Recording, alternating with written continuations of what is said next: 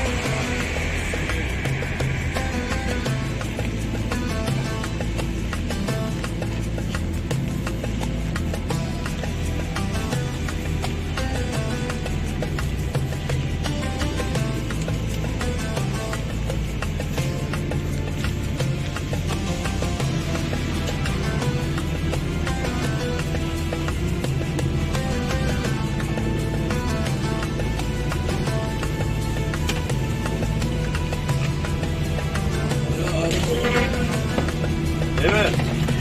Islak hava.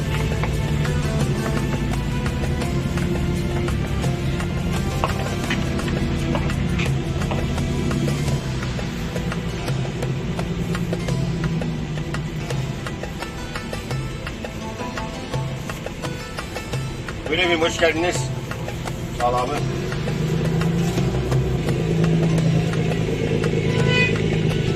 تشکر. رفتیم سیمیت گرفتیم با نوتلا 10 لیتر. خوبه سیمیت هم حتما باید با یه چیزی بخوریم. این خالیش اصلا مزه زیاد جالبی نداره ولی با نوتلا عالیه.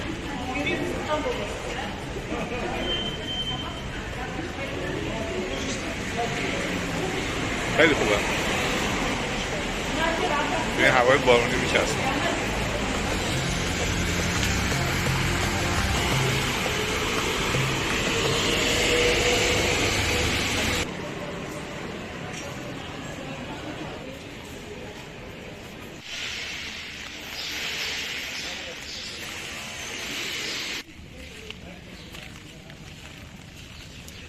بالاخره اومدیم موزه باستانشناسی استانبول. آخرین بار که 4 سال پیش اومدم بسته بود ولی این دفعه شانس ما با یک روز یک شنبه روز تعطیلشون هم هست موزه باز بود. بریم ببینیم که چجوری هست، ارزش بازدید داره یا نه.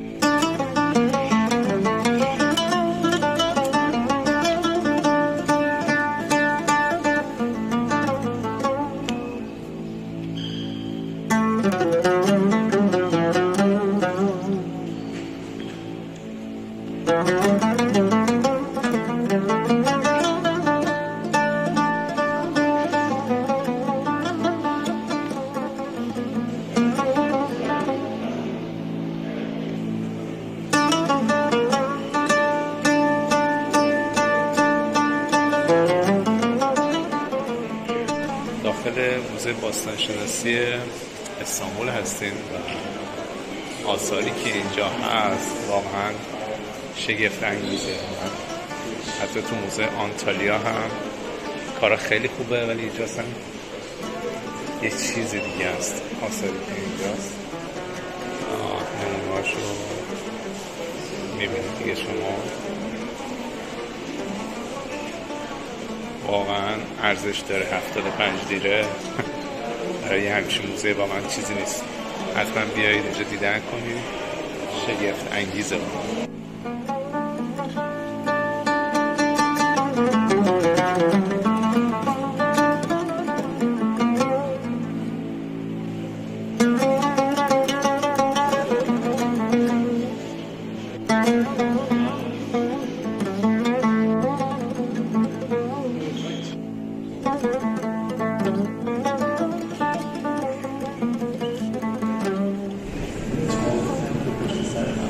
من تابوت اسکندر توی لبنان پیدا کردم.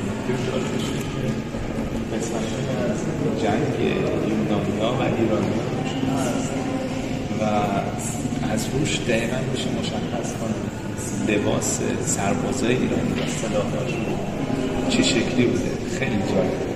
دقیق میشه فهمید که ایرانی اون زمان چه شکلی بوده. موزه باستانشناسی استانبول واقعا شگفت انگیزه. بالا مخصوصا اون بخشایی که مجسمه هاش هستن حتما از من باید سر بزنه. هر کدوم از آثارش آدم رو شگفت زده.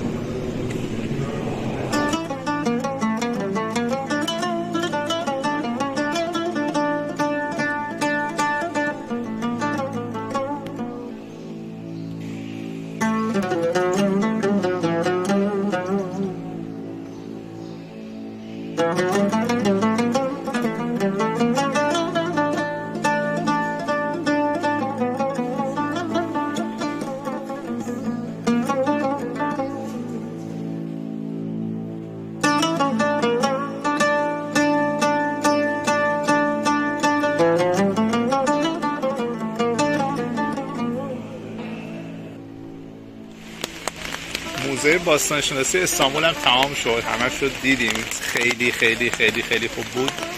حتما بیاید اینجا سر بزنید. من هرچی تعریف کنم کمه. واقعا یکی از بهترین موزه‌ای بود که تا حالا دیده بودم. محوطه بیرونیش هم همچنان خیلی جالب اگر ببینید. جای سرسبز و باصفا و هنوز اینقدر آثار زیاد دارن توی این سرزمین از دوره روم باستان و سرزمین امپراتوری عثمانی که داشتن که اصلا آثار تمام شدنی نیستش. حتما سر بزنید، مطمئنا پشیمون نمیشید.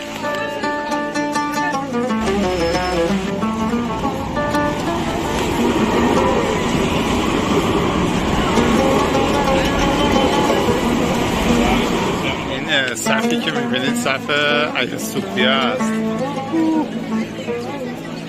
حالا اینا باید وایستن، ولی خب من چون قبلا یه بار رفتم یه علاقه چندانی ندارم، میخوام دوباره برم.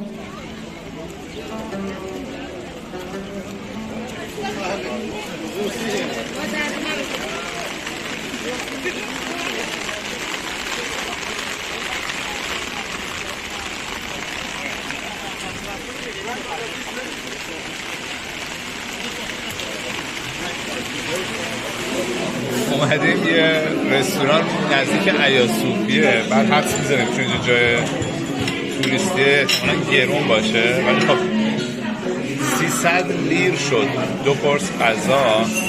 حالا یه مقدار مرغ هست و برنج و ماکارونی اینا. خیلی زیاده، خیلی گرونه. این طرفا نیاید غذا بکنه اطراف آیا صوفیه. میخوام با این دستگاه یه چیزی بگیریم. بریم پولتو میندازی، شماره رو میزنی اعاده.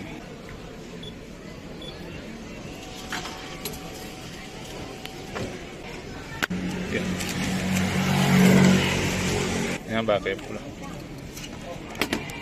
شماره 60 رو زده بودم. السلام.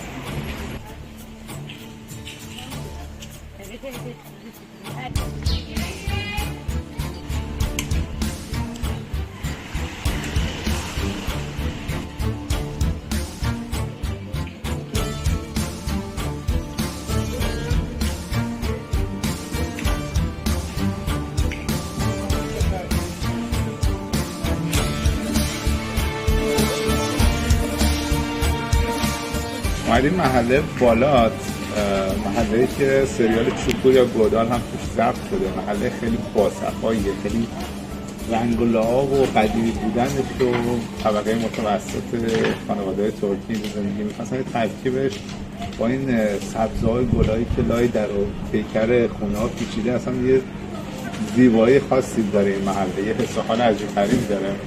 من قبلا که اومده بودم اینجا نمیدونستم که همچین سریال اینجا درست شده، ولی خب همشون سریال معروف شد. رفتم اون یه قسمت‌های مهمی که اون سریال درست شده، مثلا قهوه خونه دوست اسمش هست.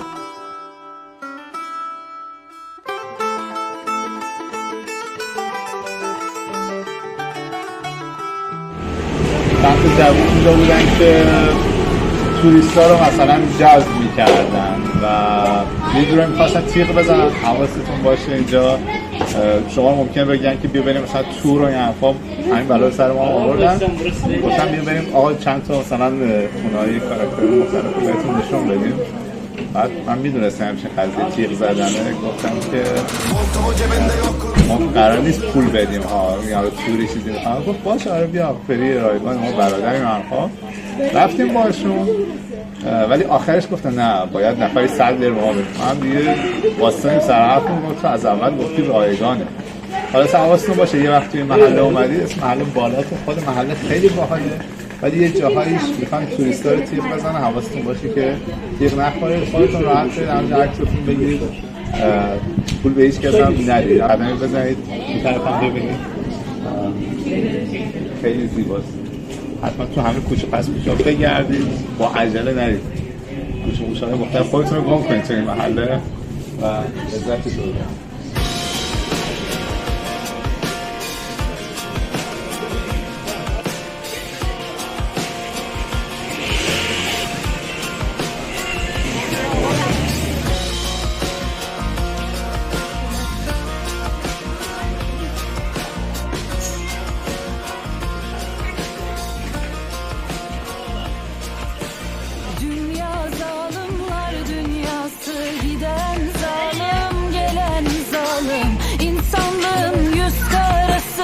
Hayvan gibi ölen zalim, zalim, zalim, zalim, zalim. Ne olacak benim halim? Zalim, zalim, zalim, zalim. Ne olacak benim halim?